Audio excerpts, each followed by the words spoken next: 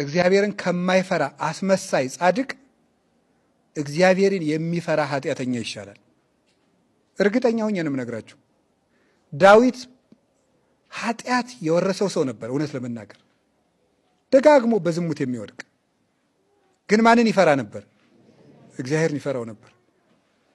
ወዲያው ኃጢአት ሰርቶ ጨንገር እንዳነሱበት ብላቴና አይኑ ብክን ብክን ብሎ ያለቅስ ነበር። እግዚአብሔርን ይፈራው ነበር። አንዳንድ ሰዎች ግን ተጠንቅቀው ነዋሪዎች ናቸው። ልባቸው ግን ከአንበሳ ይልቅ ይመራል፣ ደንዳና ነው። ከአንደበታቸው የሚወጣው ቃል ድንግጥ ያደርገኛል። እኔ እገሌ ሞተ ሲባል አሽሮታል እንኳን ደፋው ሲል ልቤ ስንጥቅ ይላል። እውነቴን የምነግራቸው አይባልም እንደዚህ።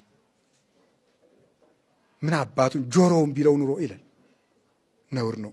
እንደዚህ ያለ የአውሬ ልብ ነው። በፍጹም በጠላትህ ሞት ደስ አይበልህ ቀን የሚያመጣውን አታውቅምና። ሰሎሞን ነው እንደዚህ ያለው። በጠላትህ ሞት እንኳን አትደሰት፣ ቀን ጥሎህ አንተም ትሞታለህ። ልበ ደንዳና አለመሆን፣ እግዚአብሔርን መፍራት